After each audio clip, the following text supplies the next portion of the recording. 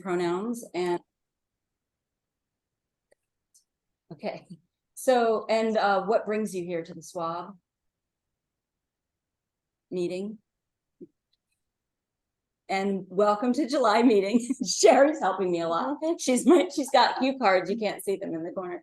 My name is Rhonda. I'm the chair of the Brooklyn Solid Waste Advisory Board. Just started up in June, the June meeting, and we can go around and introduce ourselves here in the Borough Hall. Okay, I'm Pablo Garcia. I do academic research for the Organics and Legislative Committee.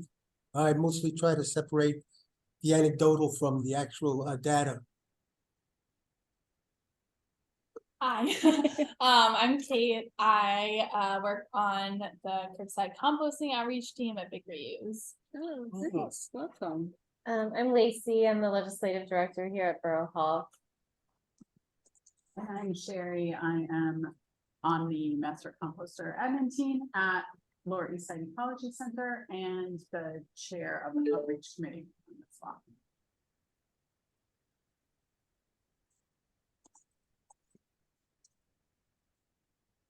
So welcome. We see people joining. Thanks for joining. If it's your first time, thanks for Can you coming please back. let me know how many people are in Borough Hall? 4 and Lacey. So Now 5. Now 6. Okay. What's the name here? No.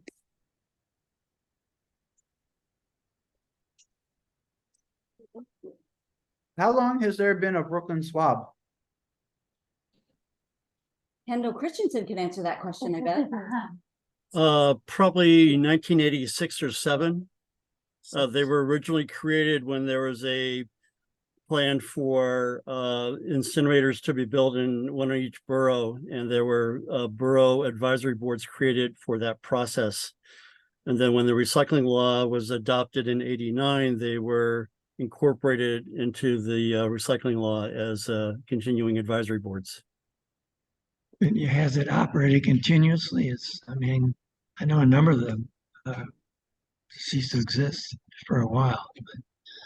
Well, the Brooklyn one has operated continuously, so has Manhattan. Queens had a few years off. Bronx had several years off. And the Staten Island SWAB, interestingly, sort of once they got Fresh Kills closed, they disbanded the SWAB. Yeah. They achieved their mission and dissolved. Do you have anything to add to that, Pablo, as a longtime member? Well, it was originally I came to learn, and I think a lot of people didn't know the process of what solid waste is, the difference between commercial and construction. So it was a big learning process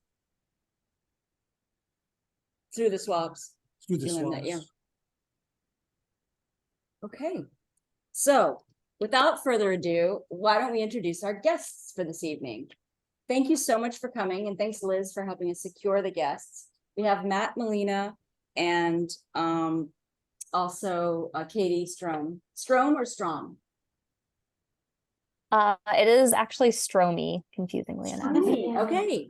All right. Well, welcome both of you. They are with NYC H2O, and I'll just have you guys take it away.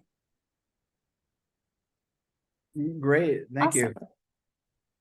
Good evening, everybody. I'm Matt Malina. I am the director of NYC H2O, and I'm happy to be joined by Katie, our manager of stewardship and operations at H2O. And it's thanks for inviting us. It's nice to see some familiar faces and meet some new ones. If you haven't heard of NYC H2O, we are a nonprofit that provides environmental education programs all around the city. And we focus on water ecology.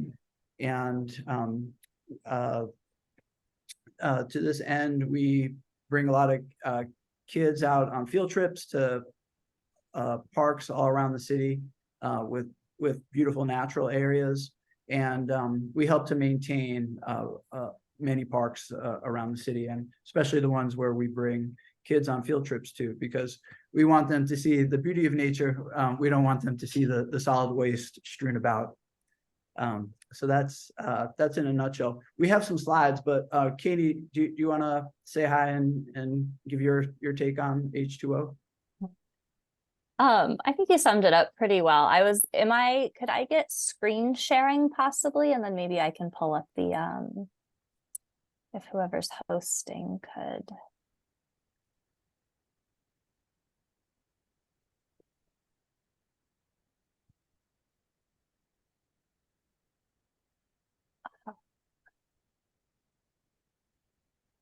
Awesome, thank you.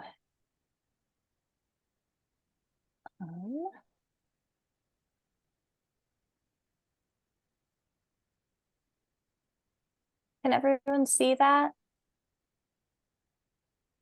Does it say presentation to SWAB? Thank you. Fabulous. Yeah, Matt summed this up really well, but again, I'm Katie. I'll just start off with some basics about us and our work. But we are very glad to be here, and we're hoping to keep this kind of quick and casual, and then just have a chance to kind of talk to you all about like intersections in our work. But yeah, let's see. So here's a picture we all really like from a beach cleanup. I think this was a couple years ago. And this is kind of our mission, like Matt stated. A core of it is water ecology education for New Yorkers of all ages. So a lot of field trips in public school for young students up through high school, and then these community events that bring in families, community organizations, New Yorkers of all ages, learn about our city's local water ecology. So with education as a main focus, and just really forward thinking about the future of our city's water ecology and natural areas, and bringing young folks out to these sites to get them involved from an early age, to get them to feel kind of like safe and comfortable in the city's natural areas and just learn about the environment and ecology. And well, I'll get to that in a minute, but we work in a lot of underserved communities, and just communities where we find that people aren't maybe as inclined to explore their natural areas on their own. So really trying to like find like ways to bring people in, and just with events, bring them to these sites and give them like a role caretaking these spaces. Sorry, there's a loud little doggy.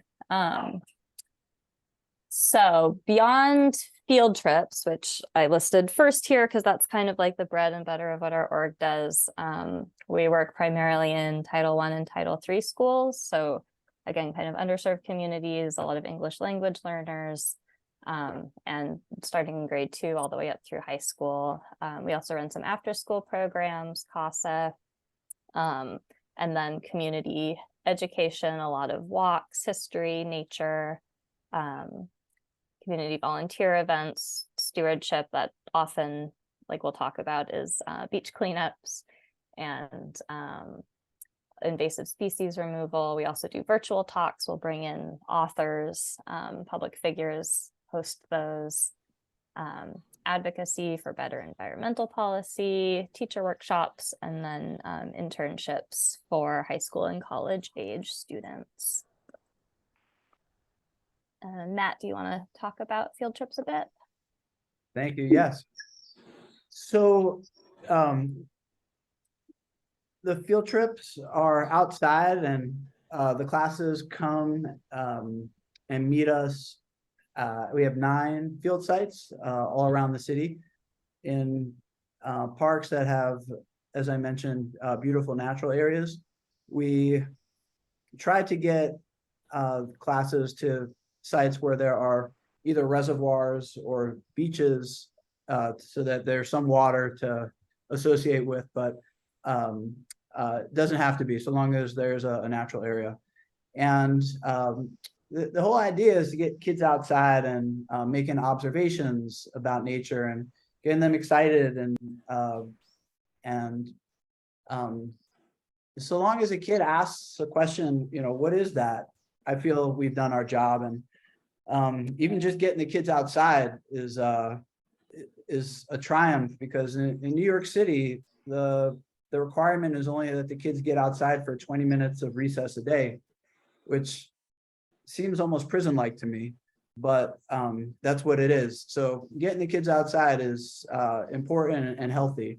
And I'm sure you guys have seen studies about the positive effects of nature on people's health and well-being. The term nature as a prescription drug, nature RX. And so we're trying to bring that to as many kids as we can. We've been doing these programs since 2014, and we've reached over 30,000 kids at this point.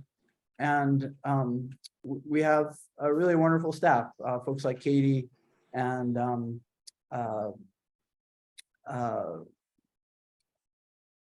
we have 4 full-time field guides and 6 part-time field guides.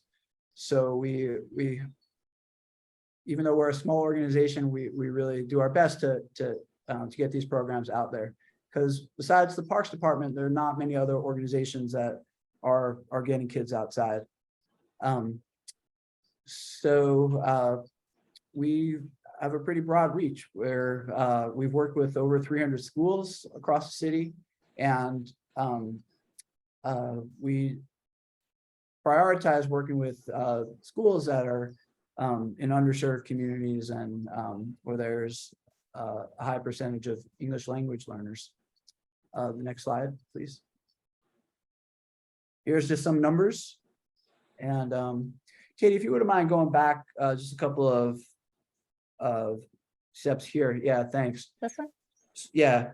So the field trips, I mentioned, we bring the kids to these natural areas and try to involve them in nature, getting them making observations. And to that end, we play a game called tree races.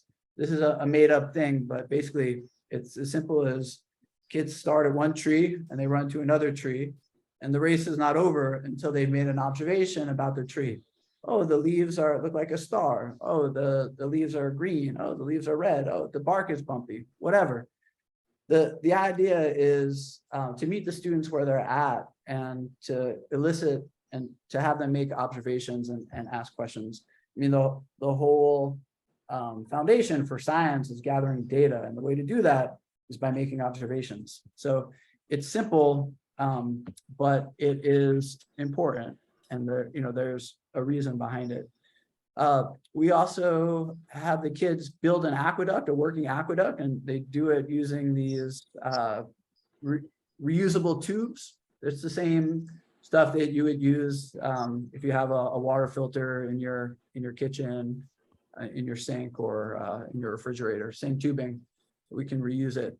We used to use plastic straws. Don't take offense, but those are illegal now, I understand. So we, even though they were fun and kid friendly, we're able to reuse our equipment, as you see in this picture. And the kids really enjoy it. While we work with grades 2 through 12, I'd say our wheelhouse is grades 3 through 6. But we definitely get the whole gamut.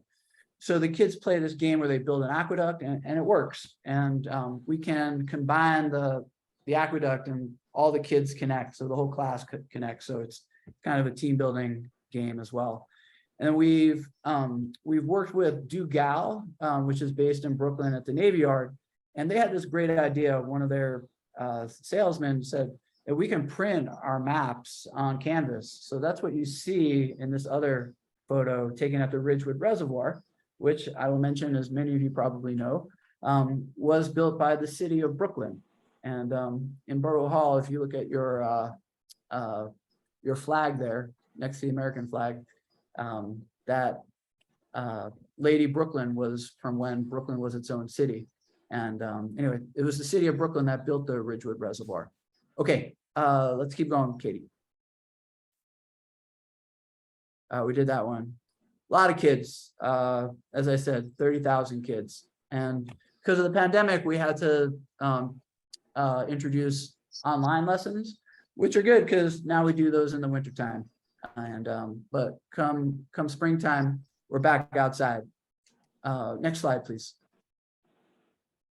Katie, do you want to pick up here? Because this is your Yeah, so I've been with H2O for a couple of years now, and big function of my role is to help coordinate these cleanups that we do. So we bring in a lot of the students who may have been on a field trip before as kind of like sometimes their introduction to a space, and then obviously a lot of kids are required to get service hours, although I will say a lot of them who aren't will just come out for fun to join a cleanup. They'll bring family members. Matt, where is the photo on the bottom left here? I love that That's Lemon Creek. statue. Lemon Creek, yeah. So this was last year, I think. And we're generally doing probably 2 or 3 cleanups a month at least. And again, with a focus on like water ecology sites. And then the bottom right, obviously, beach, and that was just from last month. And you know, solid waste of all shapes and sizes we're finding. Sometimes we're asking people to kind of focus on the tide line where it's just little straws and bottle caps are washing up, but sometimes we're hauling off big tires, old boats, wood, larger items like in that picture there. And these are generally pretty well attended. We usually get anywhere from like 30 on up to over 100. We have a pretty big reach in Staten Island in particular now. Usually like 100 plus people come out to those ones. Yeah, anything else you want to add about cleanups? Our events at the reservoir too, we tend to do like more landscaping work as well there. That's kind of our flagship site is Ridgewood Reservoir. And I'll just add, thank you, Katie. We get a lot of families come out, a lot of kids that participate in our field trips, tell their families about us, and it's nice community building. And so you can see the family in the picture on the left, and the picture on the right, we had is really like superstar volunteers come to Plum Beach a couple of weeks ago. And they happen to be firefighters, and they brought an ATV. So they were schlepping, you know, like, not like, they schlepped a boat engine off the beach. You know, it probably weighed 500 pounds. And so we don't often get firefighters with their own ATVs, but it's certainly nice when we do. And there are a lot of people like yourselves that really care about this stuff, and New York's amazing that way. And so we're providing a venue to have people, you know, participate in taking care of their city, and especially their parks and natural areas. Katie, back to you. Yeah, and just was going to add that last month we had some folks from Brooklyn SWAB join us at Canarsie Park, Paraget Basin, which was great, and a section of the beach there that like sorely needed a cleanup. And we're going to come back in a couple of months, I think, and do some more. Just that area of the basin where there's a lot of nesting shorebirds, there's also a lot of garbage. So we're going to try to make a bigger dent in that area this fall.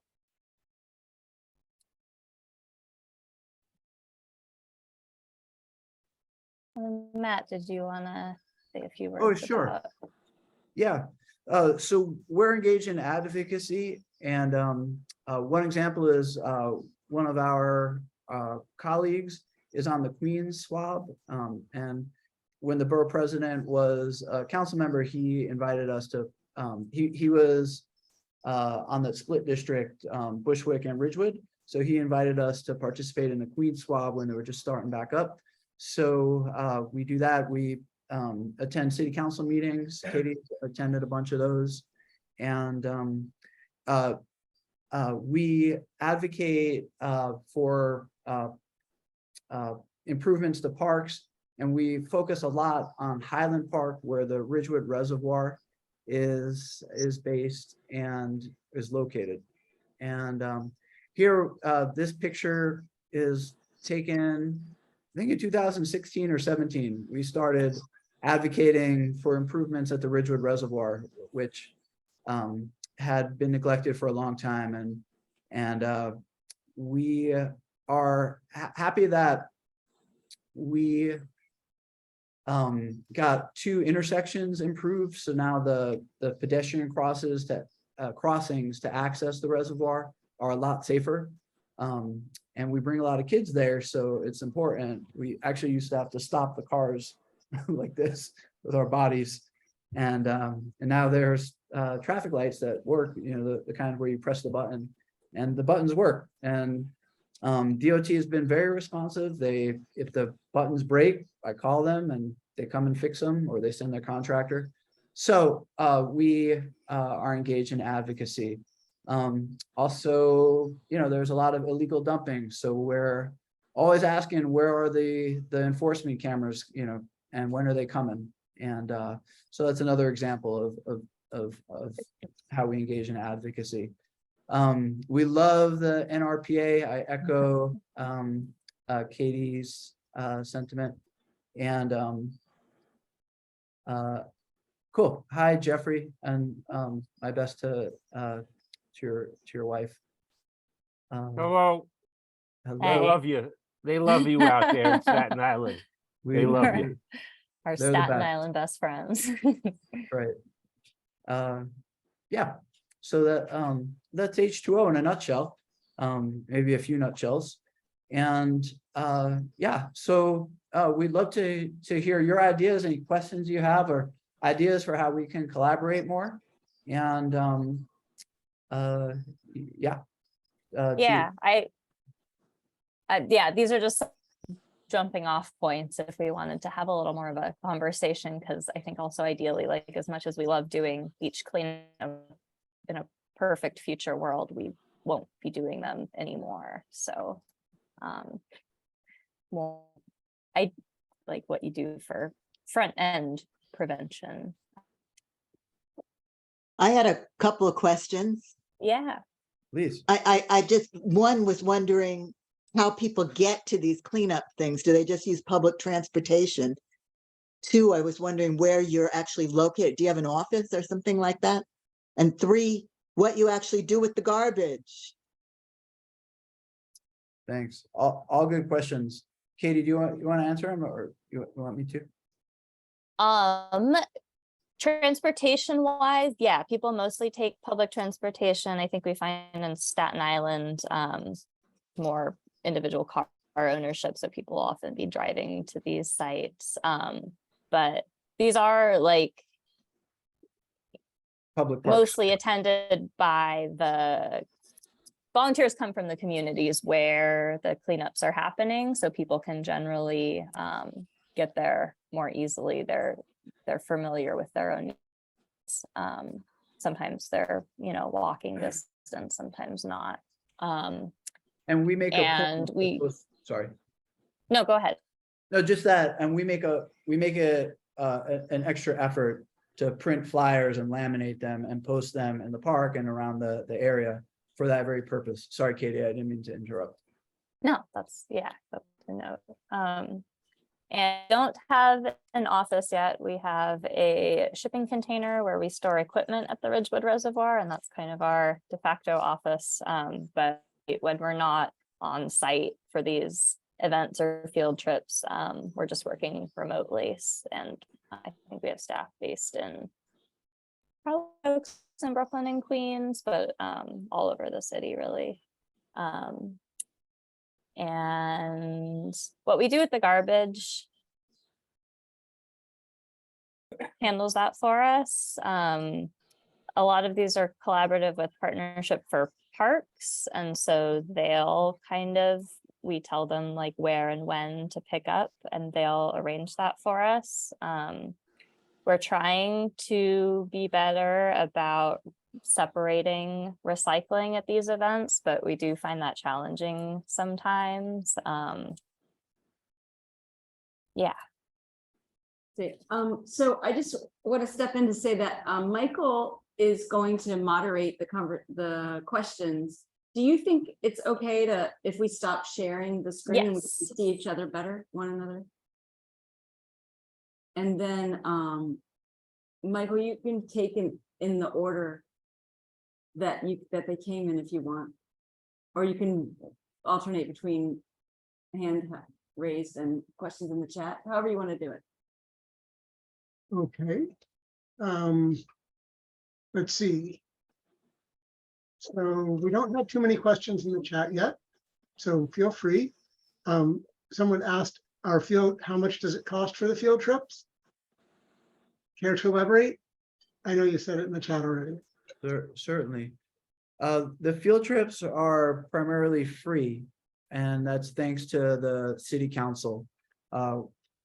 24 council members sponsor us, and even if so in those council districts, the field trips are free to the schools in those districts.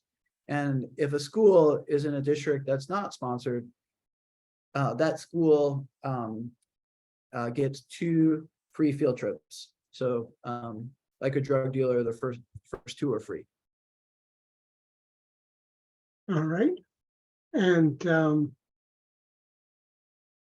that I don't have any, I mean, there's some comments. I just have. We have 2 but- people with their hands raised. Do you want? Oh, sorry, I don't see them. Okay. You want to Oh, start? yes, I do. Okay. Katie, go ahead. I think that's Kathy, but thank you. Kathy, sorry. You're unmuted. Go ahead. Thank you. Thanks for the presentation. I'm curious to know if, when you're cleaning up in the parks in particular, if you come across much derelict fishing gear. That's a great question. Yeah, I saw Matt nodding. It brings to mind Wolf's Pond Park in particular on Staten Island has been like, yeah, last summer we had a whole day we spent there. One of the hottest days of the summer, we went out in little rafts and pulled a lot of fishing line out of the trees and woody bushes and reeds that surround that pond. There's a ton of lures and fishing line. I think Canarsie Beach as well, we found quite a bit of that. Are there other sites, or Baisley too, right? Baisley Pond. Oh Yeah. my goodness. Yeah, crazy at Baisley.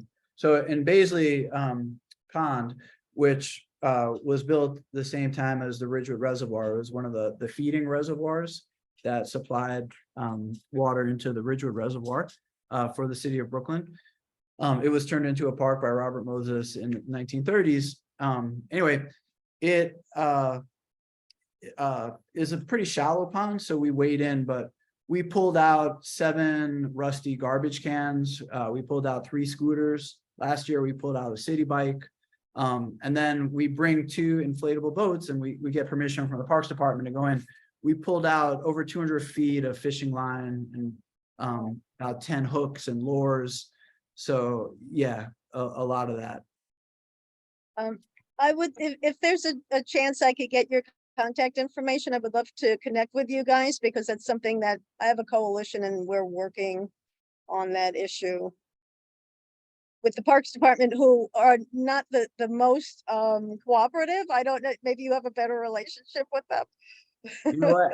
After all this time, we actually do. I'm proud to say, and I'm not the bureaucrat type, so I found it frustrating in the beginning, but we've been around long enough, and because we're effective at what we do, they quietly like us. So fortunately, we've built a good working relationship with them. So yeah, so please reach out. I'll put our contacts in the chat. Thank you, Matt and Katie. All right, and Deborah. Hi, my name is Debbie. I'm the secretary of the Brooklyn Club. I'm sorry, I didn't write in the chat. I wanted to ask two questions. One about, so you have a relationship with parks. And just hearing about all those things you pulled out of that pond, how do you spell that name of that pond? Paisley, yeah, BAISLEY. Okay, thank you.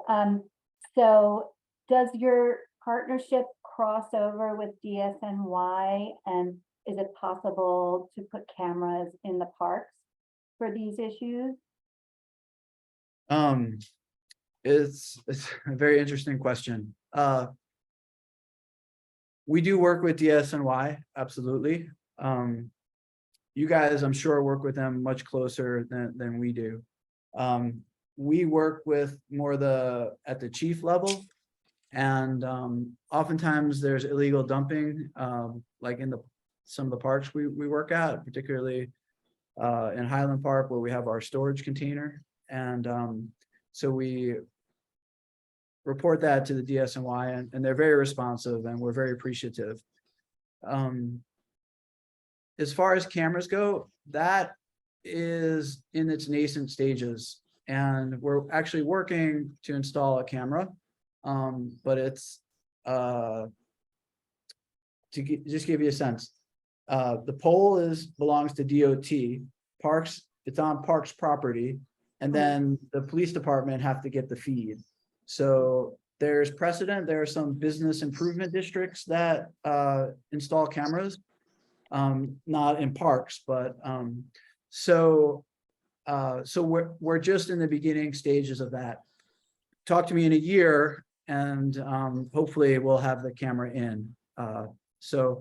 But yeah, I mean, one of the areas where we maintain a pollinator garden, there are some crazy people that are ripping out the flowers from the roots. It's very upsetting.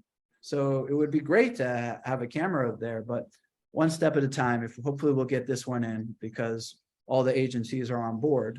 And then if we can get one in, maybe we can get more.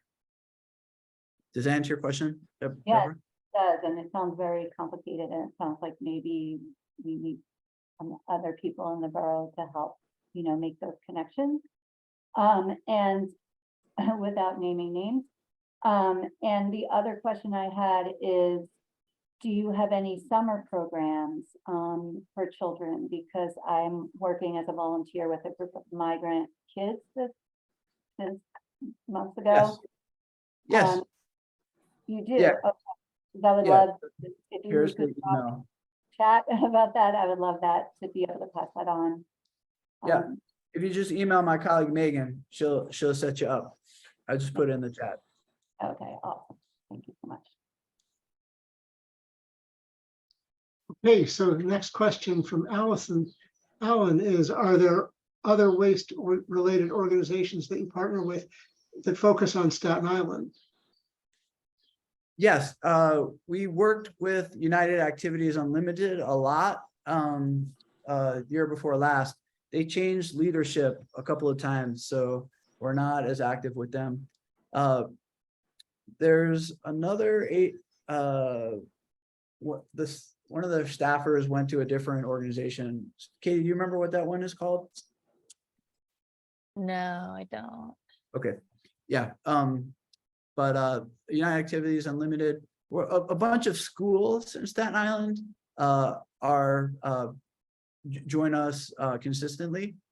For example, Monsignor Farrell is one. IS7. IS7 actually takes their whole school, or whole 7th grade, to Wolf's Pond Park Beach, and we do a cleanup there every fall. So yes, there are other organizations in Staten Island that we definitely partner with. Yeah, I don't know about waste specific, but also there's a group called the Staten Island Green Umbrella Coalition that's like multiple environmental groups on the island with kind of different aims, and like parks is a big part of that, but they've also been like a resource for us. Oh, that's great. And Vassal asks, do you do any water quality measurements in the ponds you examine, such as dissolved oxygen, pH, et cetera? Not typically. Parks does that.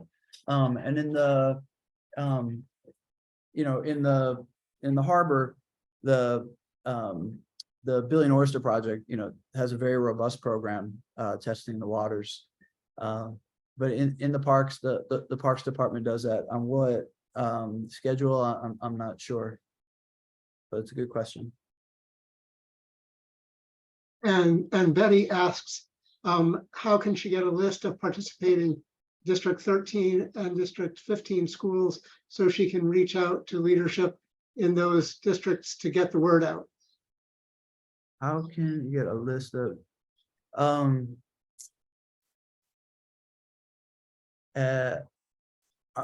Katie and I are fortunate in that we have a very, very talented associate, Megan, who can find everything and finds everything.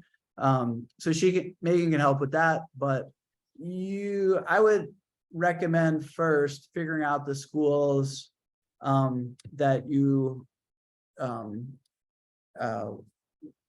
want to have field trips, and then reach out to us. But that information is available, and you can probably get it from your city council member's office as well. And part two is, do the schools do you work with schools around the east shores of the East River and near Red Hook and Sunset Park? Trying to think. We don't do too much in the East River. The Newtown Creek Alliance does great programs in the East River. Lower East Side Ecology Center does East River stuff. Katie, am I forgetting any? No, I don't think we've done much near Red Hook Sunset Park before that I'm aware of. Right, and Brooklyn Bridge Park has a terrific program on their waterfront, and they have regular seining sessions where they take out a big net and catch stuff from the river. So we haven't done too many programs there, but lots of other places, especially Staten Island and Ridgewood Reservoir and Baisley Pond. But we have some, I'll say, exciting programs coming up at the Ridgewood Reservoir. One is about dragonflies, which are the world's deadliest predators because they got those big eyes, and they almost always catch their prey because of those big eyes. And the dragonflies live in the reservoir. They live as nymphs in the water for 1 or 2 years, and then they transform and start eating insects and other bugs. We'll also have a bat walk, and all this stuff is on our website, nych2o.org.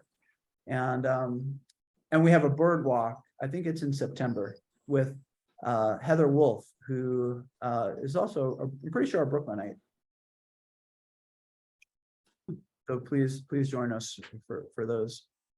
If you haven't been to the Ridgewood Reservoir, it's really a beautiful place. It's a public park, you can go on your own, but especially this time of year, we planted a ton of flowers, so they're all blooming now, and it's really quite gorgeous.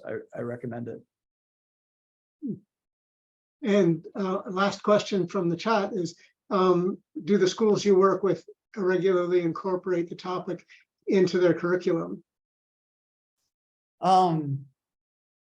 It's a great question. I'll answer it this way. There are some schools that really embrace our curriculum and come back to us for multiple programs. And so in that way, yes. And some teachers, really excited and ask for additional materials, and we have those available to provide to them.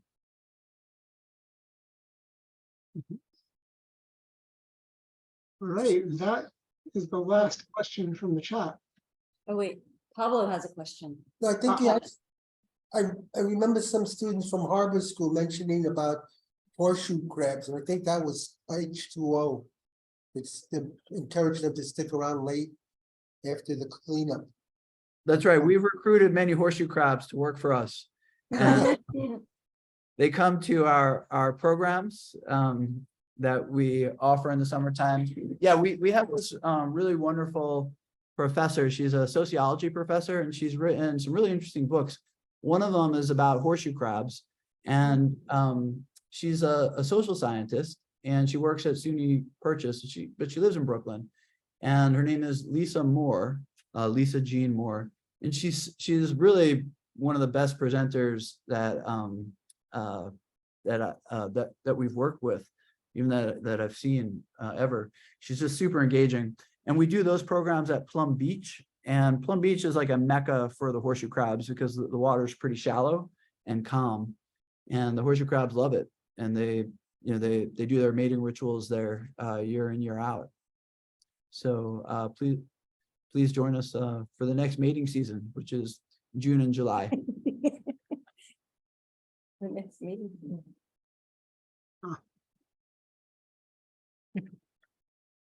We're happy to take more questions. You have our emails, and but we appreciate you inviting us.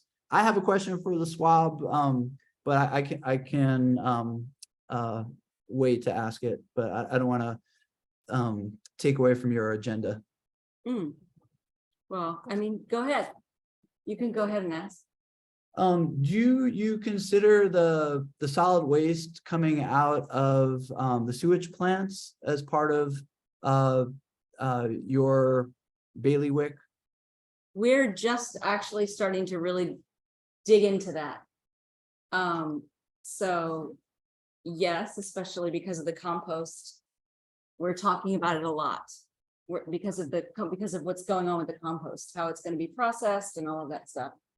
So we're all starting to talk about it amongst ourselves and different committees, and that is that something you in your advocacy that you've taken? I think it's super important. And just so Katie knows, Katie, a lot of the organics recycling, in those bins that the city is now putting out, a lot of that is going over to Newtown Creek sewage plant. They're blending it up and putting it in the digesters, and so that's fine and everything, but there's an end product that's solid waste, and that's organic matter, and it's my hope that gets recycled at some point, and that that the city prioritizes that too. I know you guys have some experts on your advisory board about that, and so just something that I was curious about. Yeah. The big concern is the forever chemicals, the PFAS. They're afraid of they're getting mixed in, and pharmaceuticals also mixed in with the sludge. And if it's used for composting, they prefer to use for landscaping as opposed to produce. As soil amendments.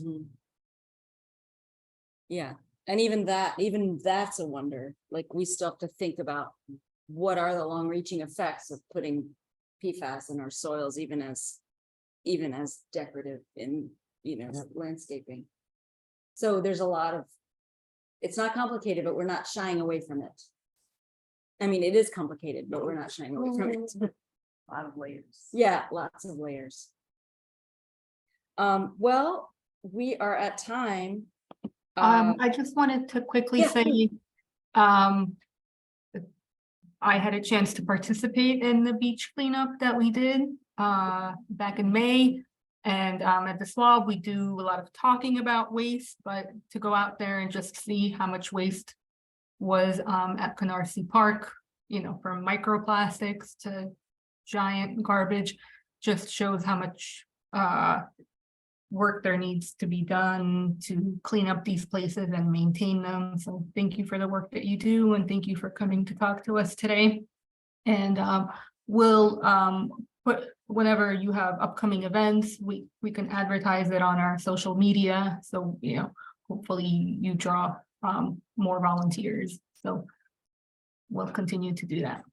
Yeah, and thanks for participating you. and thanks for having us. It was nice getting to know everybody, and we hope to see you at some H2O events, and maybe we can think of some events to do together. Yeah, That let's stay in touch. That would be fantastic. We would love that. Thank you so much for all of your work. Thank you. Thanks for having us. Thank you. Okay, so Lacey, would you like to give your update?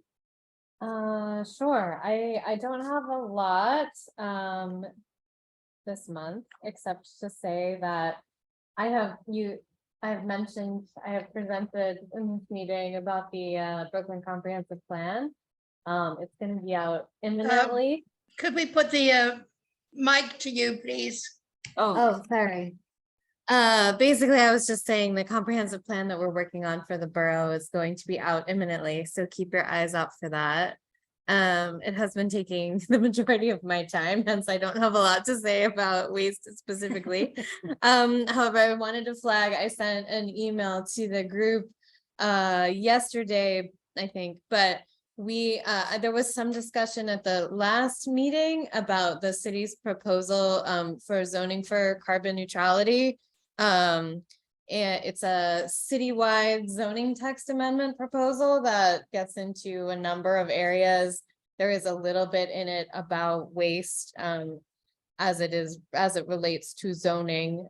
Basically, the proposal includes allowing recycling and composting facilities in more places than are currently. If that's something that is of interest to you, there will be a presentation and a public hearing with the Department of City Planning here at Borough Hall tomorrow night starting at 6. And you're welcome to join, hear the presentation, provide testimony if you like.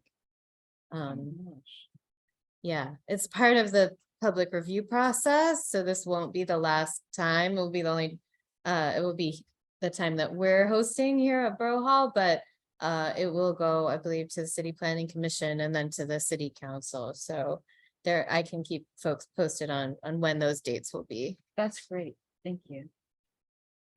And I just wanted to flag that the happy hour, the zero waste happy hour that got rescheduled because of the air quality is happening on Thursday.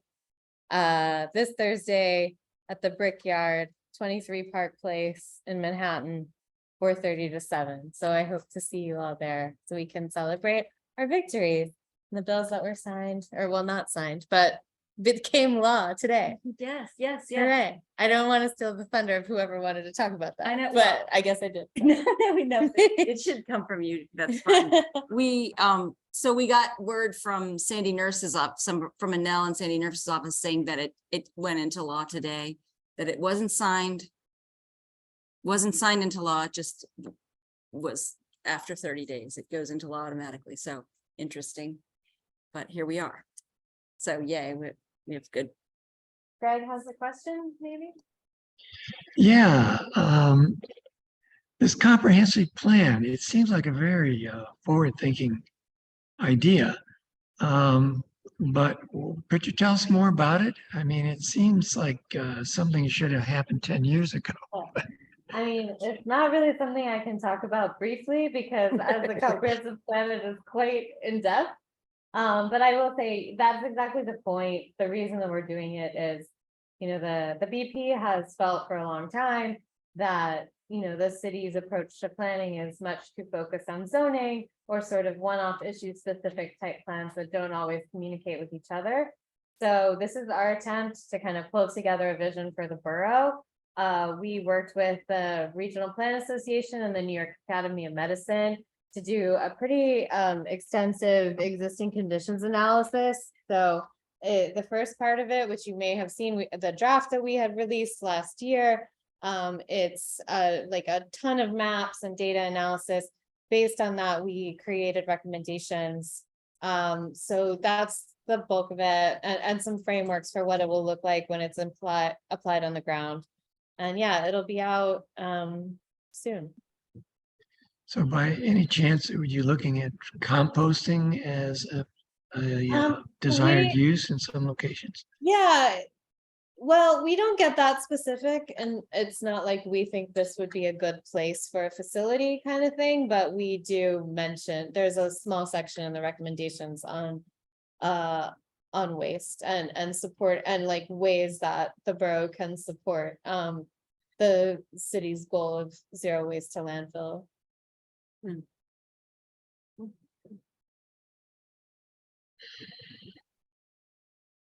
Great. Okay. So now coalition updates. I can use Yes. Save Our Compost. Okay.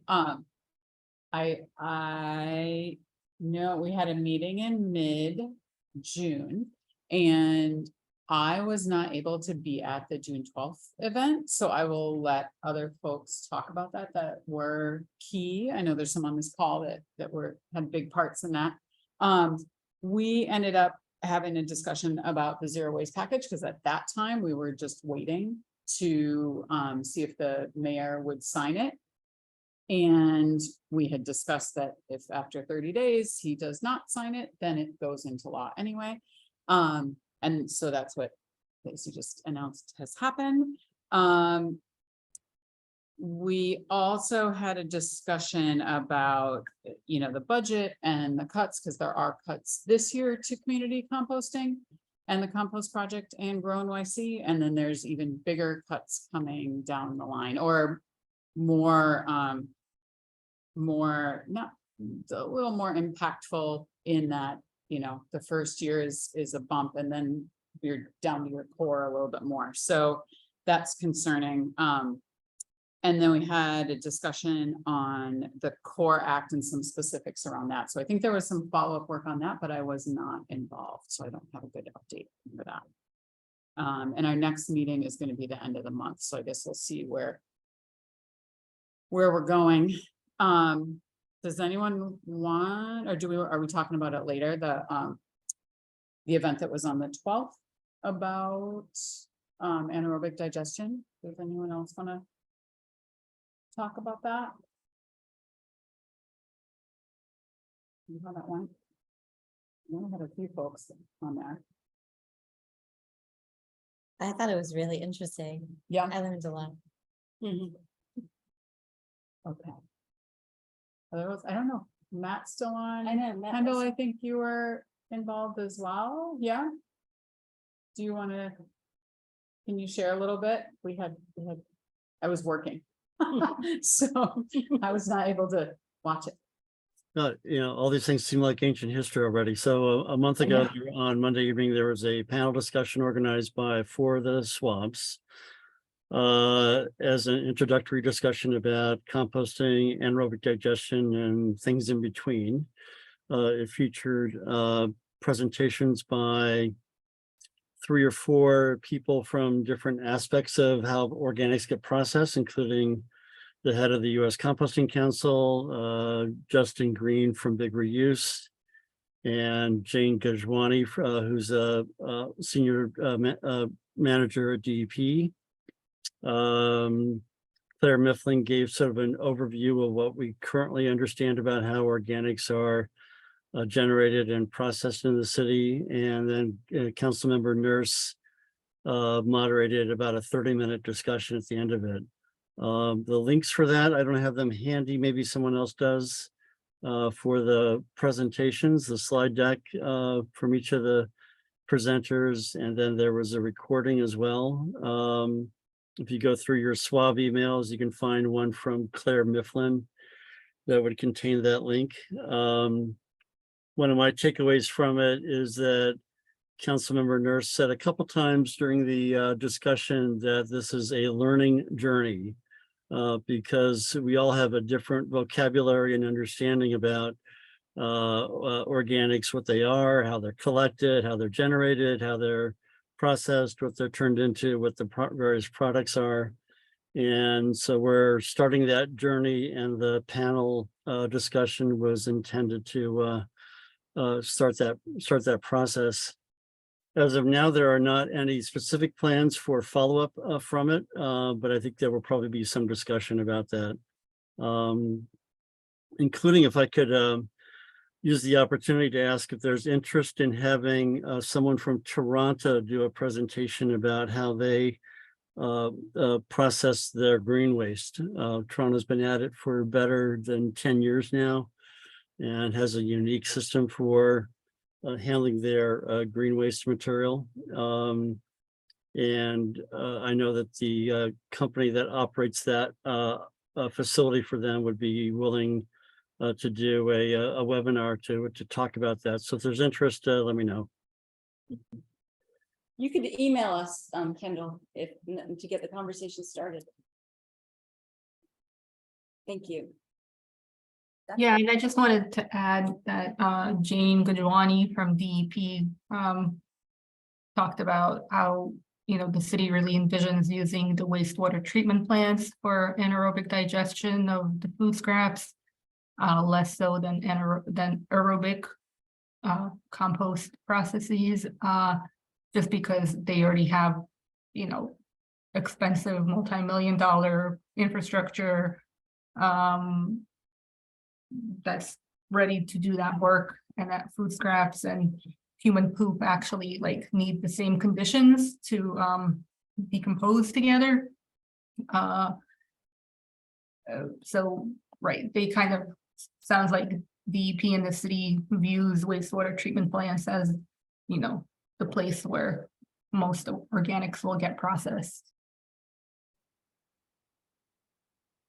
I would add there were, I think, well over 300 registrants for the discussion. I don't know the exact count of participants, but probably in that range. So it indicates both good marketing and a lot of interest in the topic. Todd? I mean, Greg? Yeah, hi. Yeah, I just wanted to drill down a bit on the talk that Jane from DEP, the question of PFAS we mentioned earlier. She drilled down on that topic a bit.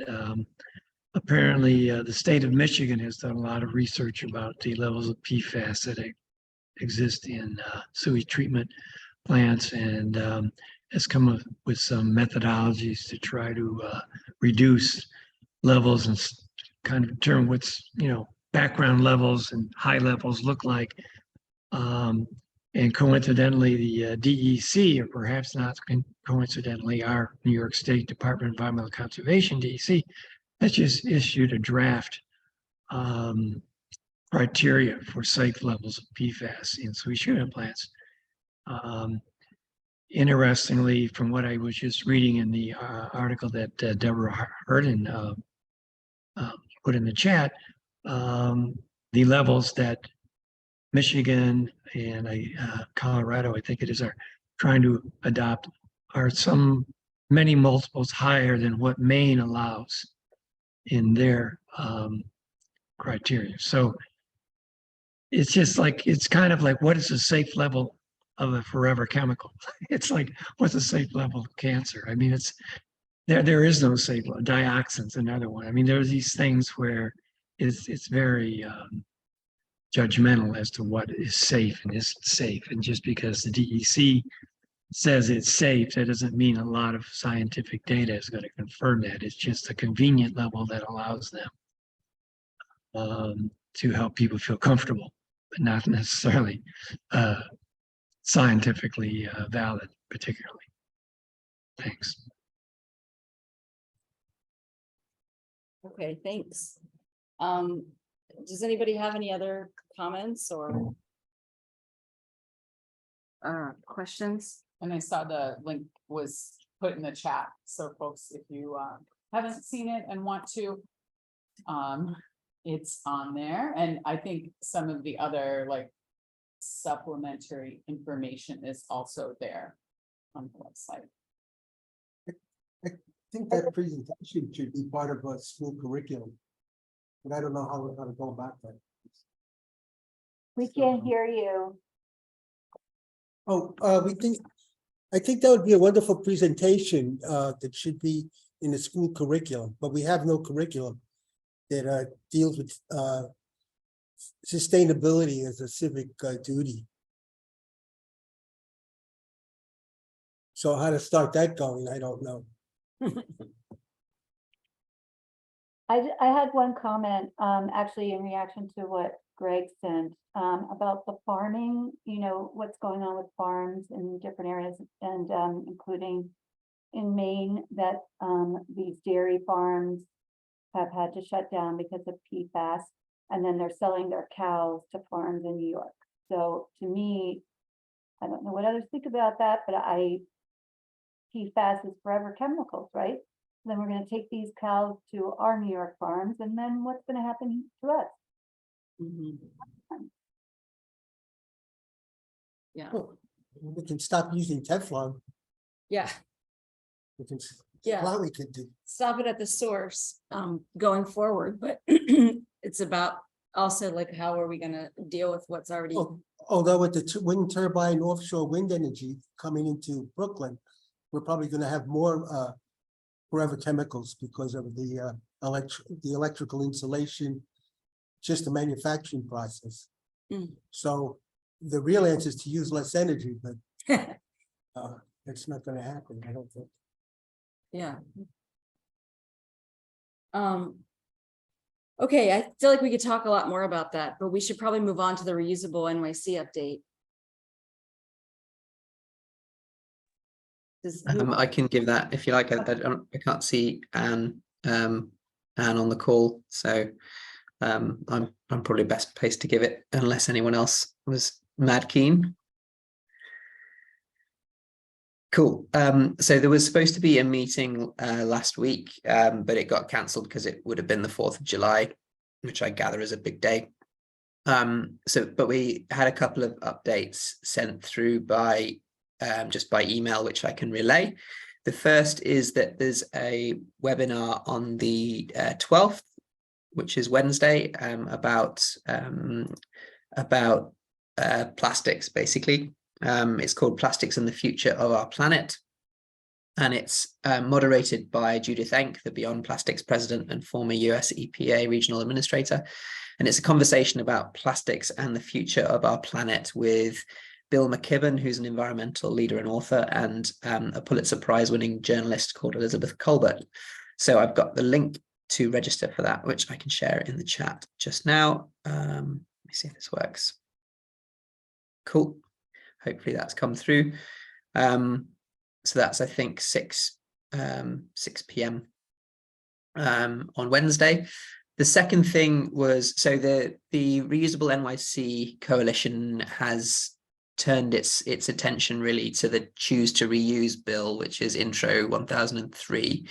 And what that would do is it would mandate corporations in the fast casual food industry, so kind of like mostly counter takeout food, to provide consumers with the reusable packaging option. So I think it's for companies that have more than 10 outlets in the city. So it wouldn't be your, it wouldn't be your mom and pop bodega, but it would be like your Subways and so on.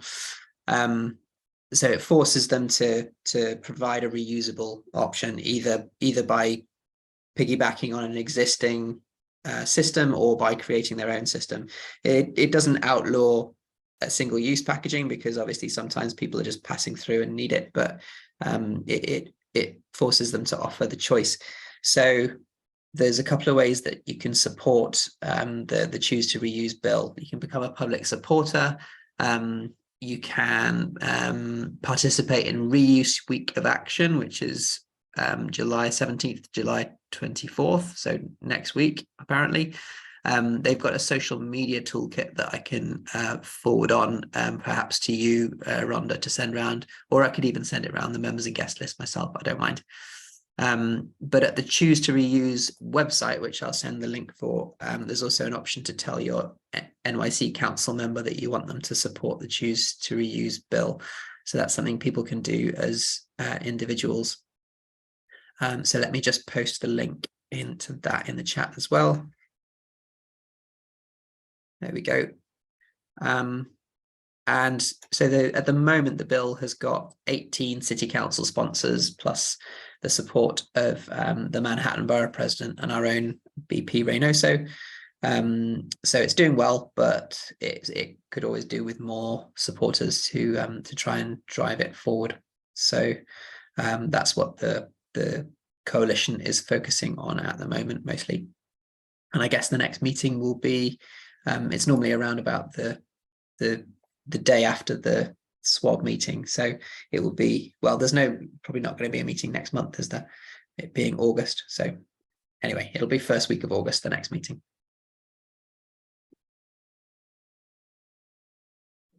Thank you. Thanks very much. Okay, so on to committee reports. Executive committee, could we have someone move to approve the previous meeting minutes, previous month's meeting minutes from June? Debbie sent them around earlier this week or later last week. And does anyone propose? What's the word? Sure. Does anyone move? Thank you. Yeah. Does anyone move to approve the minutes from last month? Oh, Liz, looks like Liz moves to approve. Any seconds? No. Michael seconds it. Everyone agree? Everyone who agrees, members to approve the minutes. I don't even know if we have a quorum, but I think we do. Okay. Anyone say no? Does anyone abstain? Okay, so we've approved the minutes. Oh wait, Sherry, sorry. Let's be official about it. There is quorum. Okay. Quorum. Okay, excellent. Thank you. Okay, that's excellent. Moving on, legislative committee. The swamp comments were submitted. Thanks to everyone who voted. By the way, we got 22 out of 24 members to vote. So thanks everybody for mobilizing, voting, weighing in on this stuff is like one of the most important things I think we can do. Just changing, having our say in policy, whether we like, I think someone made a comment when they voted, not voting because I have looked at every single comment because it was a very long, daunting document, which I'll share with you, Lacey.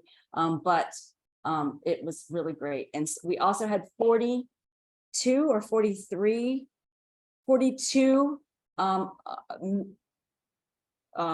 solid waste advocacy groups from around the state co-sign this and have input on it too. So it's a very, very comprehensive, and thanks to everyone who worked on it. There were some people who came in and out of the meetings. They worked long hours. Maggie and then the BkSWAB really were heading it up. And we know the Zero Waste Act, the Zero Waste Act passed, and we're having, and thanks for mentioning the celebration. Also, there's going to be an August 10th hearing, which we've just heard about. Thanks, Kendall, for sharing that. Because part of the zero waste, it's a sanitation hearing, and as part of the zero waste, I don't know, Kendall, do you want to say anything about it? Go ahead, Rhonda. I mean, just jump in if I'm missing anything. I'll just be sketchy about, broad strokes about it. It's about putting it into action. It's about developing a plan to put these laws into action, because one of those bills that passed was to develop a plan to put it into action. Am I missing something, Kendall? Well, one of the bills did call for a zero waste plan, but the regulation that was posted today, the proposed regulation, spoke only to the organics, mandatory curbside organics collection bill. 244A was the number of the intro. I don't know what local law that has become yet. I guess that'll be posted this week. But the proposed reg does a couple things. One is it essentially takes the existing recycling regulation about materials to be recycled and the like, and adds organics to that. It adds a discussion about what collection methods are acceptable for yard waste versus food waste.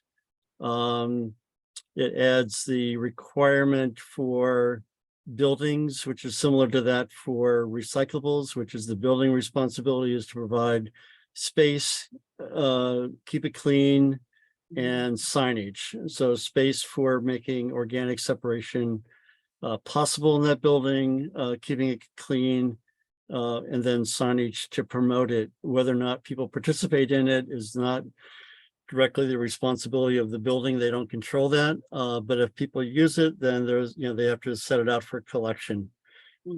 So that's what's up for review at the August 10th public hearing. It's an ordinary process that DSNY goes through to sort of collect testimony and then largely ignore it, and then put into effect the regulation. This one also includes the schedule for rollout. So it's all of Brooklyn by October 2nd. All of Queens as of now, or whenever the regulation is adopted.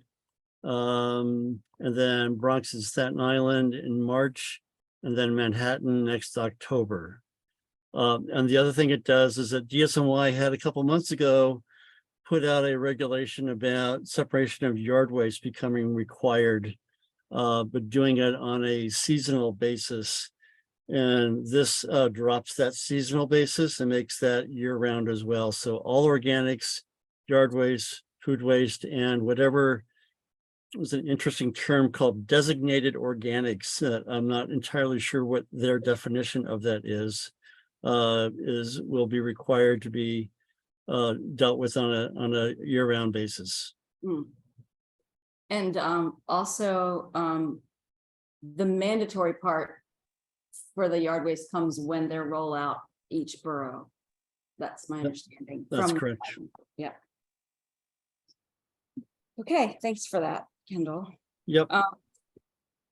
And so we will most certainly be talking about this testimony for this to be ignored at the next legislative committee meeting, which will be July 20th at 6:30 to 8. And we have been, BkSWAB has been working with QueenSWAB together with legislative committee meetings, which has been quite helpful.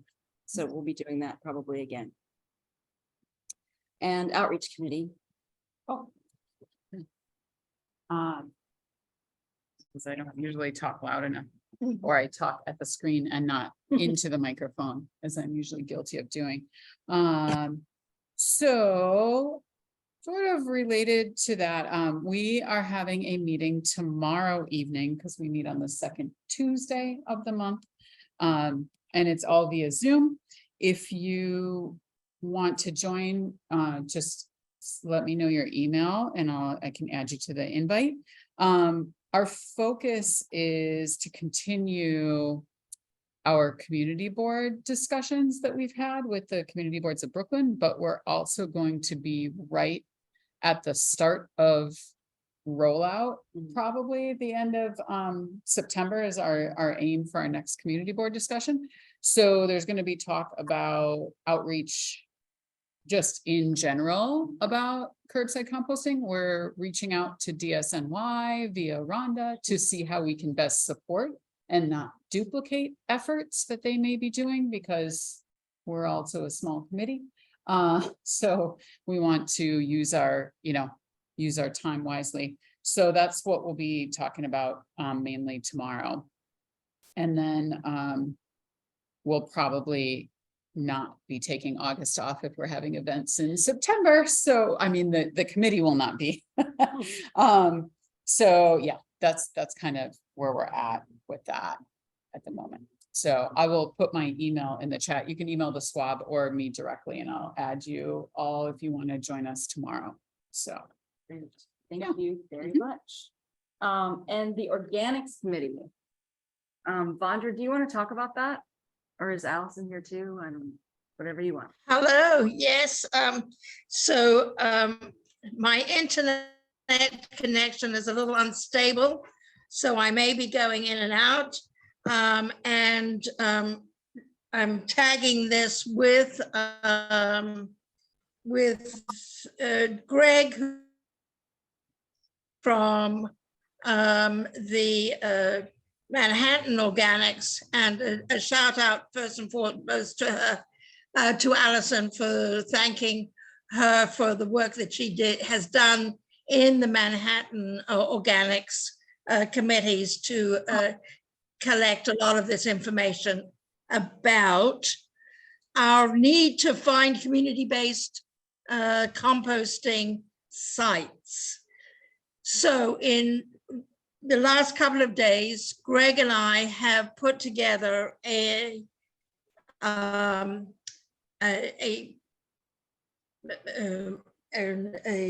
call out, a call for, and I'm trying to,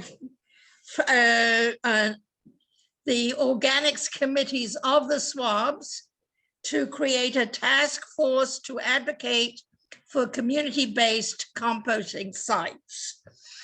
I will put into the chat a link to this document, but basically it's a call to establish this task force that will review the state of composting and the benefit of composting versus the co-digestion. So if we think about where the discussion on zero waste left a couple of months ago was really, as if there's some equivalence between co-digestion and composting. Well, actually, we want to just take this back and actually say that we really want to invest more in community-based composting initiatives. The call is to invite to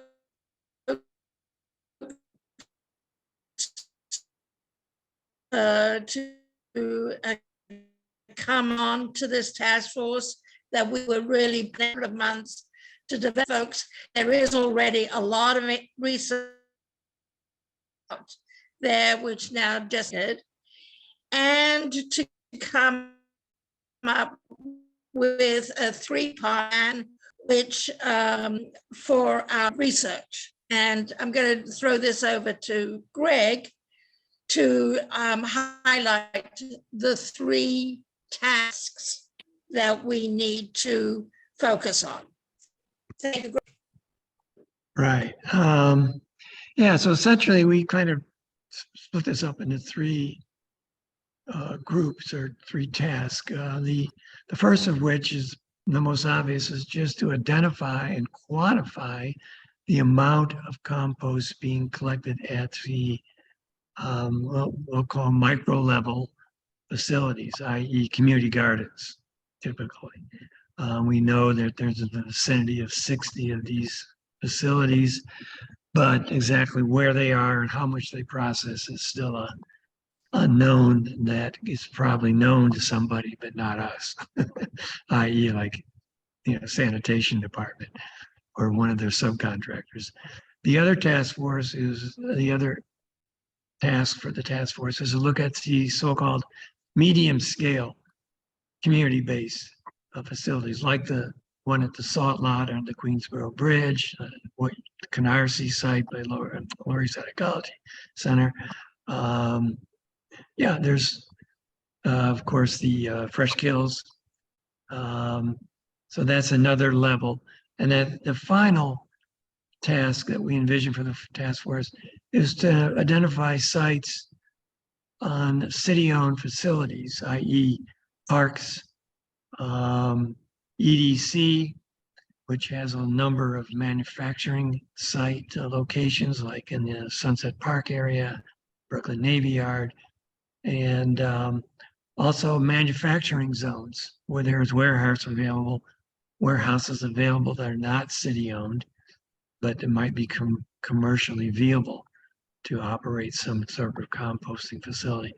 So that's the third level, to identify potential commercial scale both on privately owned and publicly owned manufacturing sites. So those are the three tasks, and hopefully get 2 or 3 people on each of those different groupings. Thanks. Okay, thanks. Anything? Oh, and I put my email in the chat if you want to participate in those, any of those groups. Okay, great. Okay, events So- committee. Oh, and when's your next meeting?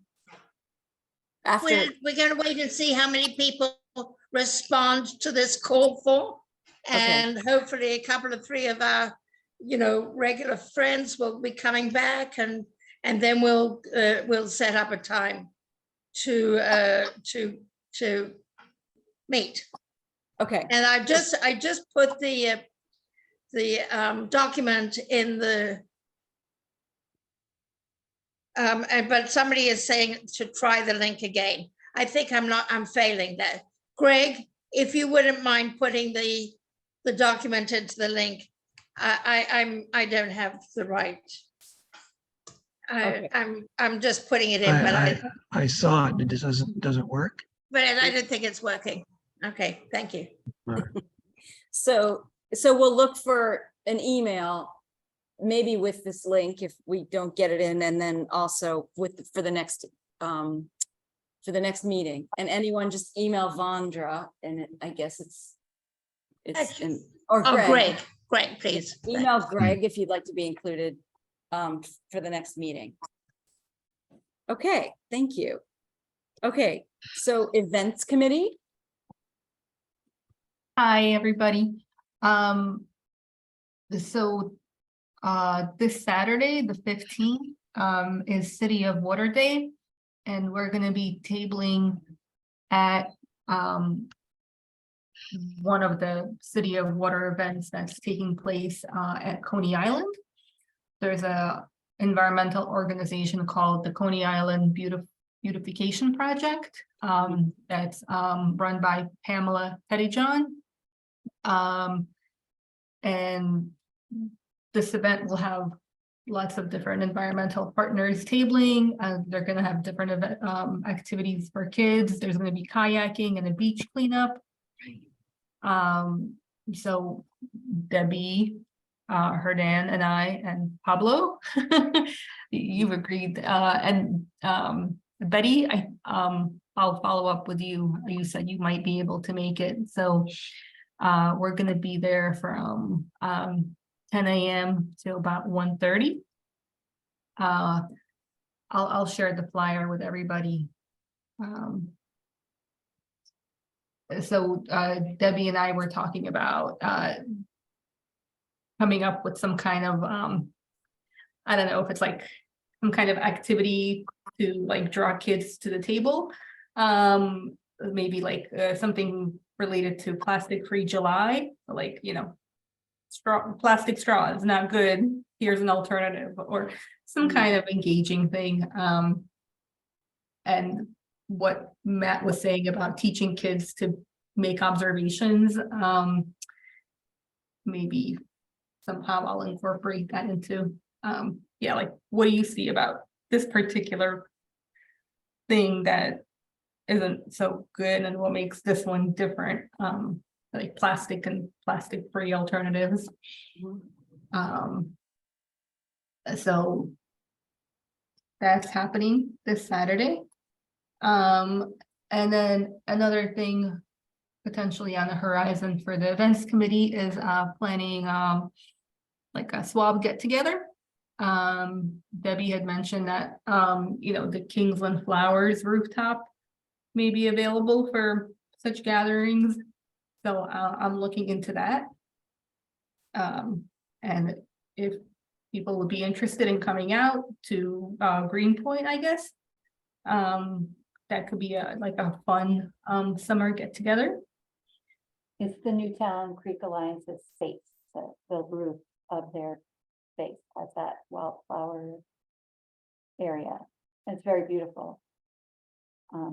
And they allow people to come up there, like, I think every Friday night in the summer, and then just for, just to visit it. And then they're having a special event on a Saturday that's like, gonna have community partners. I can put it in the chat and then people can tell us if they're interested in that. It's Saturday, the 22nd, I think, right, Debbie? Saturday, the 22nd is their big event. Yeah, So, that's it. Cool. Wow, thanks. Busy. Yeah, I mean, we like, right, Debbie had mentioned Saturday the 22nd, but our gatherings are typically like on a weekday. I think weekends are a little harder for folks to commit to.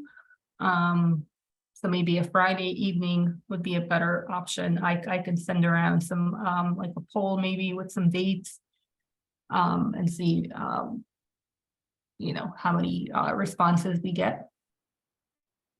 Okay, great. And do you have so another potential thing, again, Debbie mentioned that Michael mentioned that there's a really interesting glass recycling plant in Jersey City. Oh yeah. So I'm gonna look into that to see if we can organize a tour. Excellent. That would be fun. Thank you. Yeah, it used to be owned by Sims, right? I mean, okay. Anyway, so, and do you have a next meeting planned? Are you? Yeah,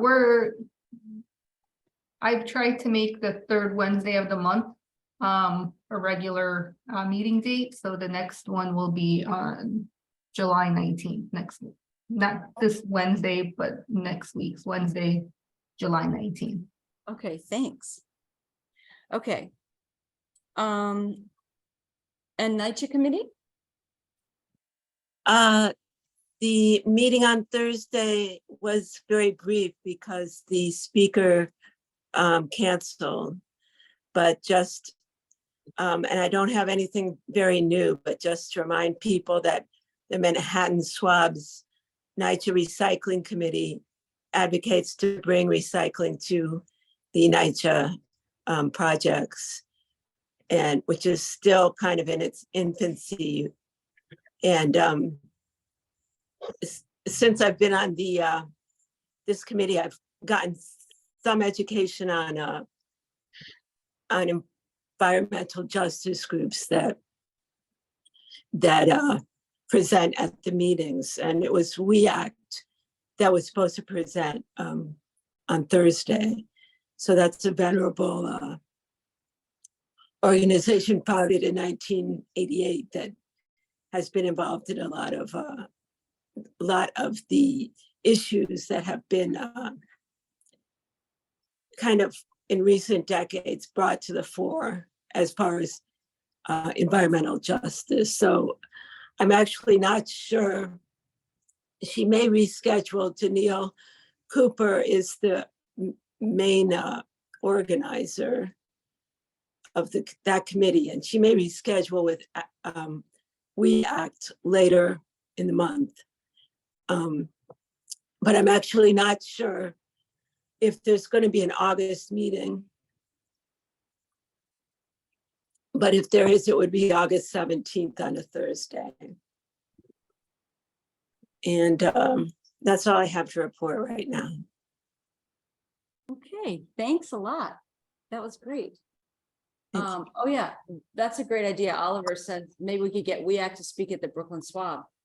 I think surely we could get that. They were like, I sort of was looking at them for a while. I don't have a warm contact there. I just couldn't like quite think of an angle of a specific topic to request, so I never like reached out. So yeah, I'm actually active with them on a committee, one of their committees that deals with Black women and beauty products, and so so I probably could contact the person.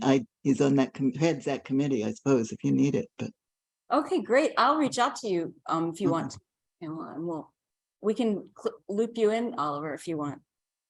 Sounds great. Thank you, Pamela. Okay, thanks a lot, Pamela. Okay, thanks very much. So now we're opening it up for a discussion. This is the new section on discussion before announcements.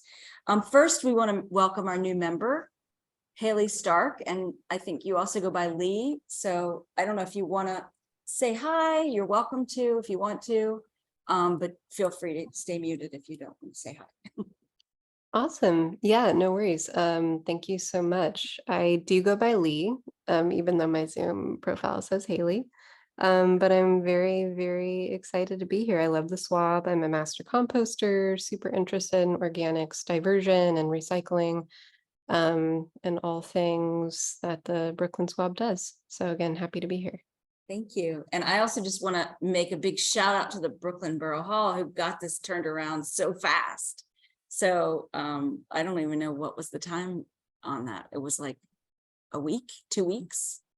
I don't know, very quick. So thank you. Okay, so when we mentioned that the agenda has open topics for discussion, we had someone email us back who can remain nameless if No, it was that very in-depth report on that is I was especially impressed with Claire Mifflin's design considerations. The only thing I felt was missing was the big waterfront changes that are coming due to the offshore wind industry that's coming over to like Gowanus, Red Hook, and Staten Island. They're going to be big manufacturing centers. They want to rezone. I see a lot of problems there, but in terms of waste management, it's that area is under the venue of Freight NYC, which is the mayor's initiative, and they've identified 6 significant industrial maritime areas. One of them is in the Bronx, that's Hunts Point. Anyway, there was no mention about waste management that I could find. I was wondering, does anybody know if any waste management issues have come along there, like with FEMA maybe, because it is in the flood zone, and there's the buffer zone from the waterfront goes up half mile into the neighborhood. So it's residential, manufacturing, it's all mixed. So if there's a flood, let's say, is there any plans to build debris removal, waste management in that area?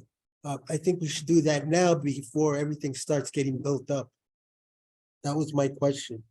The other one was EPR.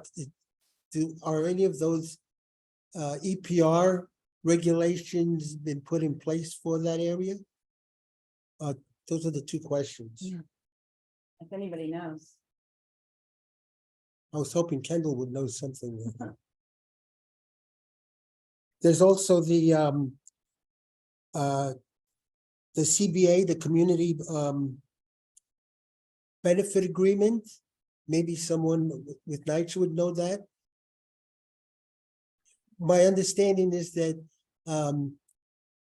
the agencies involved, like EDC, makes these agreements with like in Industry City, it's Uprose. They got a coalition together and they made agreements with which is the community benefit agreement with the EDC. Do you know anything about that, or? Because I couldn't find any. For offshore posted. wind, you mean? Well, just in that area in general. I'm pretty Th- sure. They had this big rebuilding New York conference that I went to, and there was a guy who spoke from this Equinor company. He's vice president of renewables. Is that what you're talking about? That huge project they have? It's multi-billion-dollar something thing, and they're getting, because anyway, I have his name, so if somebody could maybe reach out to this guy, because he and I chatted after the event, and maybe that might be a way to. Wow, great. They don't so I've done a little bit of looking into offshore wind. The NYSERDA requirements basically, or like they have an RFP that is out or maybe about to be over. And they require the applicants to, I think, include a pretty extensive community component in their proposals, including local hiring. I don't know about waste stuff, but in terms of like, it's not a CBA in the sense that you're talking about, but the state requires them to have pretty substantial community givebacks. Yes. So I would have to go to the EPC, which I don't want to do. I think it's actually through NYSERDA in this case. If you would look at like what NYSERDA requires them to do in order to become a selected entity for these contracts. Yes, Harbor School became a training center for NYSERDA, but that's only for getting grant money. In other words, for your letter of interest, it has to include a community component. Right. But it doesn't mention anything about with the city or Economic Development Corporation. Yeah. Well, Joe, it was Did I- just a question, but Put this guy's name in the chat, or I don't know. Yeah, that's great. Okay. That would be great. Thank you, Pamela. yes, You see that? Teddy Murphy. Yes, okay. And I would recommend about any agreement regarding Industry City Community Board 7 has all of that information. Okay. With all them. EB7. Well, the industry city plan didn't happen, so there isn't a community benefits agreement for the plan because it wasn't approved. Well, I think they also want, it's the rezoning. Yeah, the rezoning didn't happen of industry city. It was voted down.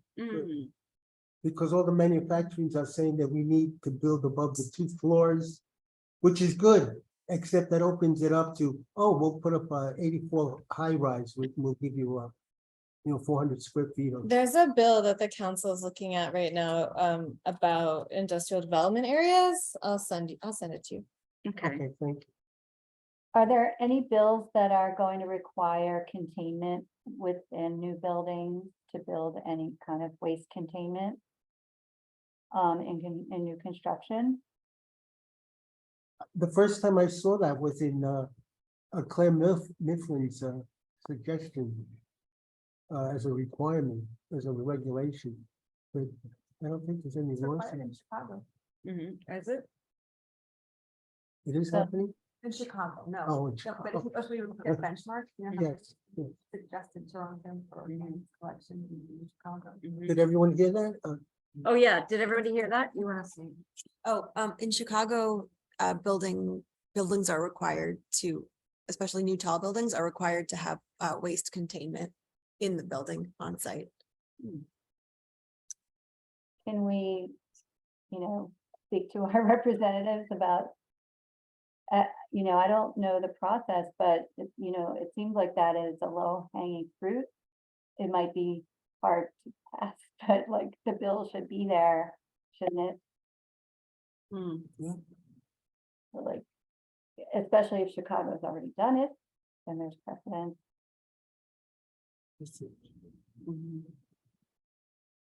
And who said that? I'm sorry, who was on the Oh, yeah. Oh, Go ahead. Hi.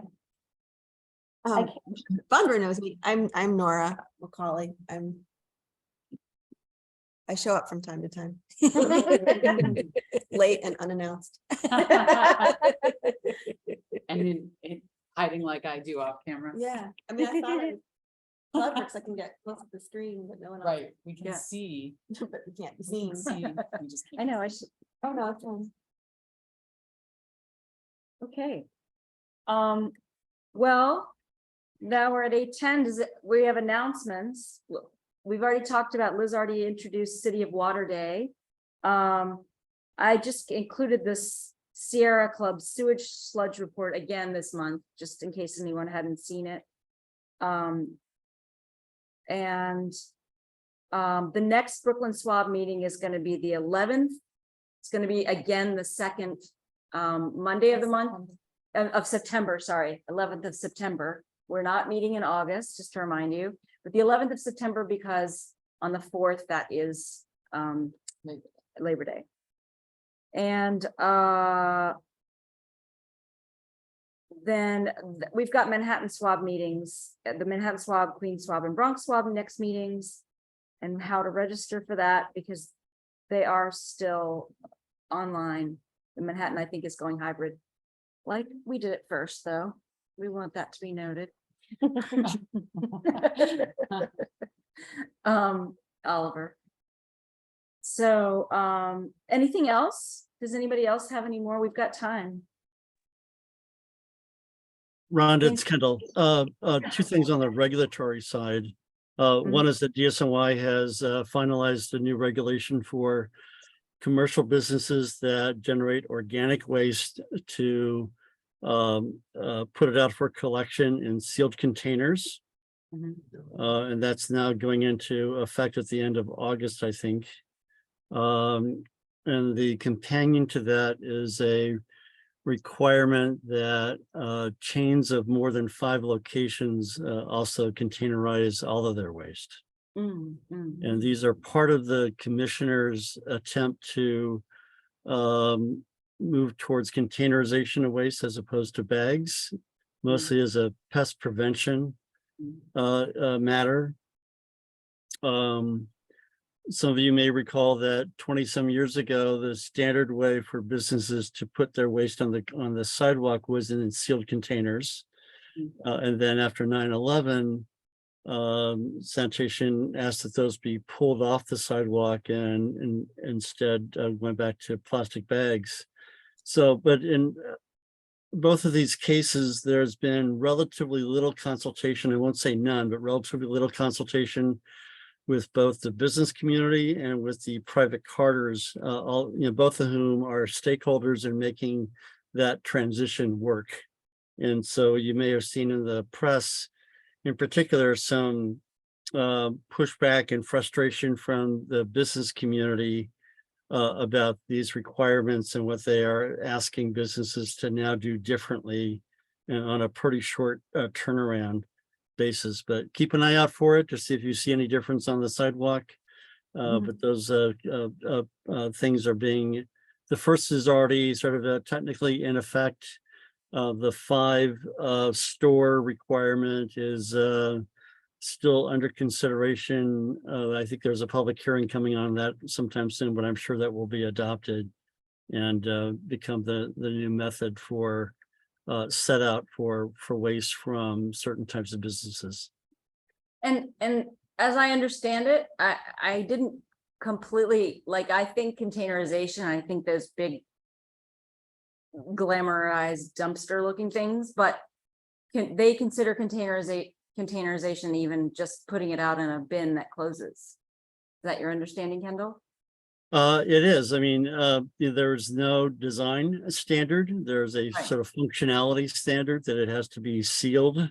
And, depending on the size of the container, it may allow for mechanized collection by a packer truck to sort of tip, a toter into the collection compartment on the truck. All of that, those are the operational details that everyone is now scrambling to figure out how to make that transition.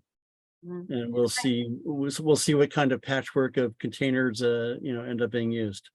Yeah, it's interesting because you think of a bar putting their stuff out and in containers, but then someone has to come back to bring it back inside the next day, even if that's not their hours of business. So I have a question. Kendall, do you know if there's anything in the proposal about like assistance with paying for the bins or anything like that if a business can't afford it. I mean, one of the things that has come to us is a lot of small businesses, particularly in Sunset Park, complaining that their bins are constantly being stolen. And, you know, it becomes a significant expense for them if they have to keep replacing them over and over. Well, that's a good question. Let me be clear. I don't formally represent any particular carter or the industry as a whole, but I am in regular contact with a bunch of them. And so I hear these questions and concerns, and I relayed several of them to sanitation last week. And so to the question of whose responsibility is it to provide the bin, it's the business, not the carter. Who will get enforced against if they don't have a bin, it's the business, not the carter. If there's a supply chain issue with acquiring bins within the very short, period of transition time here, then DSNY will try to deal with that. Will there be a warning period? I think there will be like 30 days until the end of August. The question of theft of bins, I didn't ask specifically, but it's a good one, Lacey, to sort of keep an eye on. And I'm sure that will, end up, again, being the other question I asked, I guess, was if the carter provides it, can they charge the customer for it under the BIC rules about, setting rates and the like? And that was a little murky. I don't think there'd been really a discussion with BIC about how that might work. So I think, carters are making arrangements with some customers to provide bins. In other cases, it's the business providing them. But all of those are, again, sort of the operational details that didn't get fully sort of vetted before the regulation got adopted. Debbie, do you have something to add to that or question? Yeah, I did. I had two questions. Kendall, if you know the answers, I'm not sure. Number one is, are these bins, they're going to be on the sidewalks versus in the street? They're supposed to be within 3 feet of the property line. So that's on the sidewalk in most cases. Which is an annoyance because, in the I'm street- sorry? I mean, of course, DSNY could have taken parking space, right? And said, okay, you can take a parking space and then let people walk freely through the sidewalks, but okay.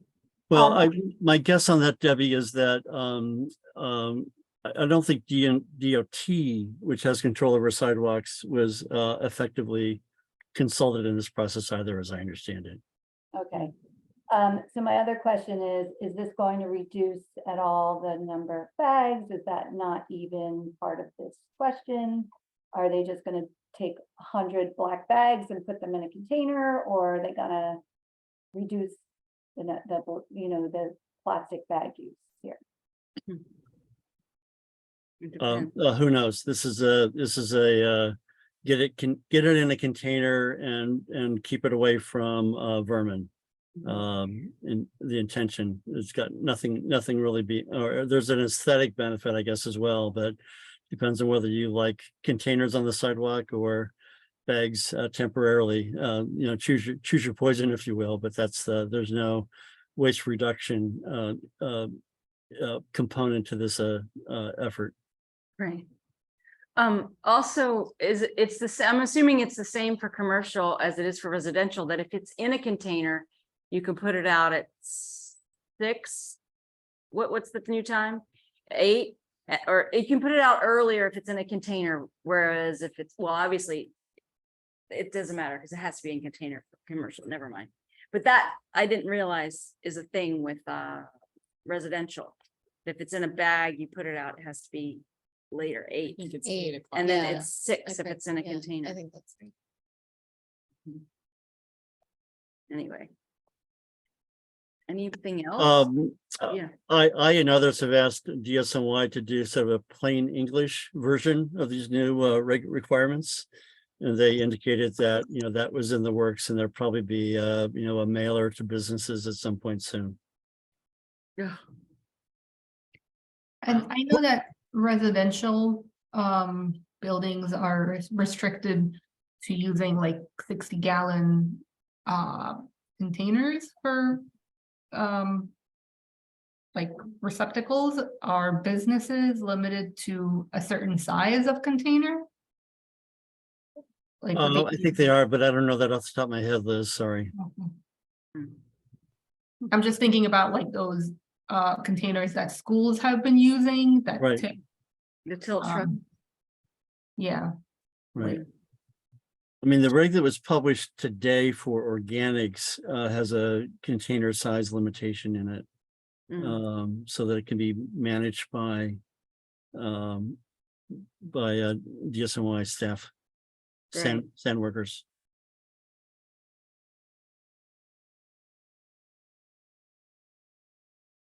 I just had one quick comment, which is this is completely switching vibes, but the fact that this high level political forum is going on at the UN, you know, these couple of weeks, and one of the goals they're reviewing is this water and sanitation goal.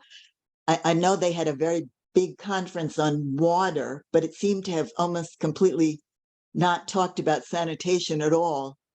I don't know whether this committee has ever paid any attention to that, but New York City has this, you know, voluntary local review thing that they did a number of years ago. And I never really have paid much attention to whether it had anything on sanitation in it. But, you know, it might be something interesting to sort of think about you know, we are such a global city and there's a lot going on in those international spheres, as Lacey well knows, because over the years we participated in some things together. But anyway, you know, it just seems like that might add an interesting dimension at some point to think about, you know, how these issues are intersecting. And in addition, in September, they're doing the review of the Sustainable Development Goals in terms of the midway point. There's a big meeting to review how are we doing on all of these global goals midway, because it's now halfway towards when we're supposed to meet them. I think most of the goals we're abysmally failing, but you know, maybe there's somebody from that UN international group who might, you know, come to a meeting like this and say something about this sanitation issue. It may be that Habitat, I think Habitat actually is the one who may deal with sanitation stuff. So Great. That's a great idea. That's great. Because actually they're really calling on people to take those goals and do more interesting things with them locally. So it could be an opportunity for the group to, you know, think of events that might use that goal as and you know, they do have targets and all those kind of things, and so indicators and things you're supposed to be doing to reach them. So right, that's right. Thank you. That's excellent. Anything else? In regards to the October 2nd date for the compost law going into effect for Brooklyn, that's the mandatory, or is that an optional? Mandatory. Wait a minute. I'm pretty sure from our conversation with the commissioner that it rolls out first as the yard waste is mandatory, but the rest of the organics. No, under the reg posted today, they get combined together.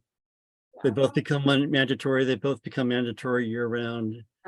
Enforcement might, you know, be postponed for a year, Liz. That's the open question about what the warning period will be for education and warnings before violations get issued. That's the thing, is they said before it was going to be a year. So yeah, they said like it's kind of not mandatory, and that there's not going to be financial enforcement until 2025, but it is theoretically the rule still applies. I see. It's being introduced as mandatory. Yes, and they're not treating it as mandatory. They're not going to start issuing violations for a while. Okay.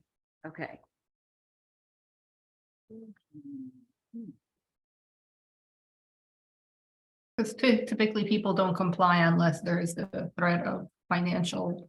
It's true. It'll be an interesting to watch the metrics when we get higher participation rates. If they do get If the Well, participation rates, the data from the restart in Queens in March has not been that encouraging. But it was probably heavily weighted by yard waste in the fall. And there's a little bit less yard waste in the spring. But the restart data that I saw, I think the BkSWAB has put some analysis together. Doesn't show, it's very hard to tell, what participation is or the like, but the tonnage numbers are modest. Mhm. Yeah, just want to, for the older folks in the room, remember when the recycling rollout happened in the late 80s, early 90s, that was when the sanitation enforcement folks got guns. So, if money doesn't work well, Oh my God. Well, if they just rolled back the actual garbage collection to 1 day a week, that might be helpful. Yeah, those are the good old days, Greg, the good old days. Guns are coming back, guys. So just saying. I was just gonna say that I'm pretty sure someone from sanitation told me that no sanitation officer has ever used one of their guns on purpose. Yeah. Yeah. They did accidentally shoot a few On people. purpose, on purpose. Yeah. Back to the days of Colonel Waring. No, that's how they open the bags to see what's inside them, Greg. They give a few shots. Yeah, a few rats probably died. Yeah. Well, does anybody have anything else? I have a question for Pam. Okay. All right, this is a little bit off topic, but were you at the event, the Cancer and the Environment event at Columbia? No, I saw it, but I didn't attend it.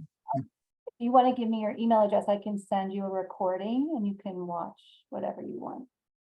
Oh, okay. Thank you. I'd love to, because I've actually done a lot of work, some different work over the years in that area, actually. So Yeah, because there was definitely a speaker who spoke about beauty products and women and Black women particularly. actually, I headed a project that focused on that around the country, and we did hearings around the country with Bella Abzum, so many years ago. Wow.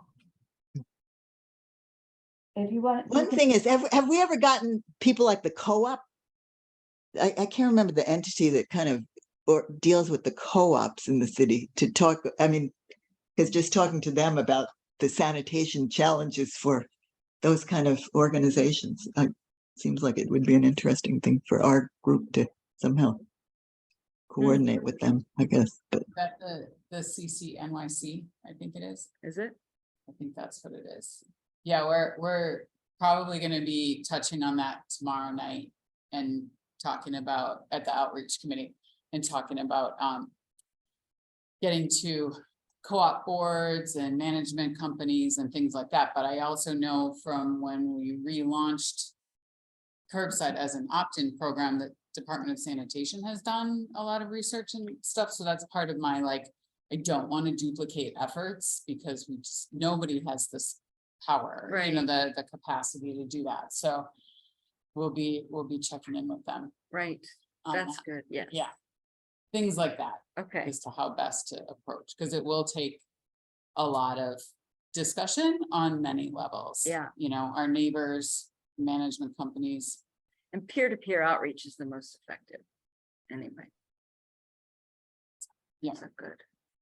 All right. because it's just, I mean, their participation in a group like this, somebody from them coming to these meetings might help them think about stuff that's coming up, because sometimes they haven't been that present in some of these council hearings and stuff. You haven't seen any representative at some critical hearings from that entity. So I don't know whether anyway, I can't comment because I don't know what's going on with them, but Pam, that doesn't mean they're not, owner, that doesn't mean they're not making their voices heard behind the scenes. okay. Not testifying in hearings. Okay.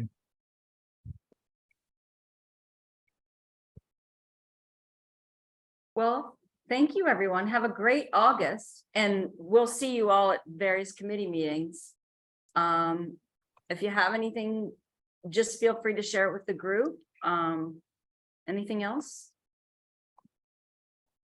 Thank you so much, everyone, for participating. See you in September. Thank you. Thanks.